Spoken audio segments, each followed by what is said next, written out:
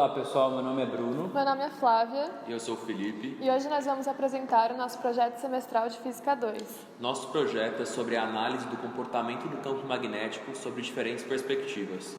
Para realizar o nosso experimento, utilizamos os seguintes materiais: uma fonte de energia, os cabos, que realizam a conexão no circuito, as chaves, que liga e desliga o mesmo, um amperímetro ligado em série para realizar a medição da corrente, o suporte, com a nossa espira retangular finita de cobre e o ímã para realizar a força magnética.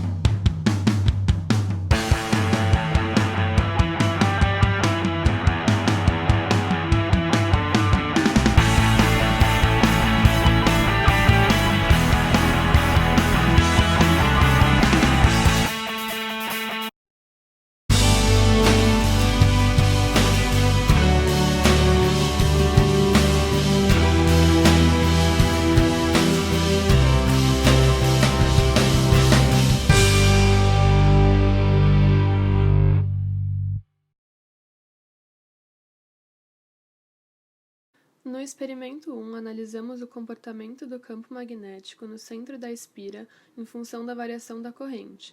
A partir da lei de Biot-Savart, calculamos o campo magnético para 2 amperes e, em seguida, comparamos o campo calculado teoricamente com o campo medido através do sensor da Pasco. O erro pode ser explicado devido às interferências externas que o sensor da Pasco captou.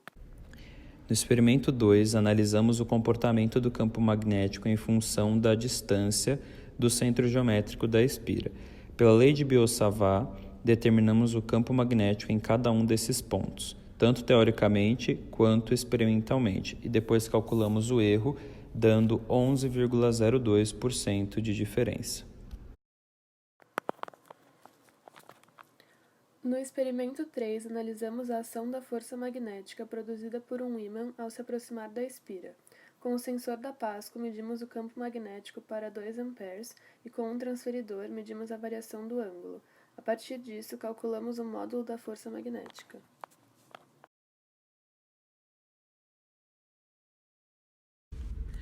Por fim, podemos concluir que com o estudo das variáveis de direta influência do campo magnético, intensidade e distância, na primeira, vídeo gráfico em Excel, temos medidas diretamente proporcionais. Com o aumento da intensidade, temos o aumento do valor do campo magnético, gráfico linear. O erro entre o valor teórico e o experimental provavelmente foi ocasionado por interferências externas, como, por exemplo, a utilização do celular e incerteza nas medidas. Já no segundo experimento, podemos visualizar o efeito oposto. Distância e campo magnético são medidas inversamente proporcionais. Assim, conforme formos distanciando o sensor do centro geométrico da espira, o valor do campo magnético foi diminuindo. Novamente, o nosso erro deu relativamente alto, maior que 5%, mas menor que o primeiro experimento, devido a interferências externas e incerteza nas medidas. Não obstante, foi possível a visualização e a confirmação do fenômeno que, ao passar uma corrente em um condutor, no caso, nossa espira finita de cobre, e aproximarmos um ímã, temos a presença de uma força magnética, tendo como variáveis de influência o campo magnético, intensidade, comprimento e o ângulo θ entre o campo magnético e o comprimento da espira.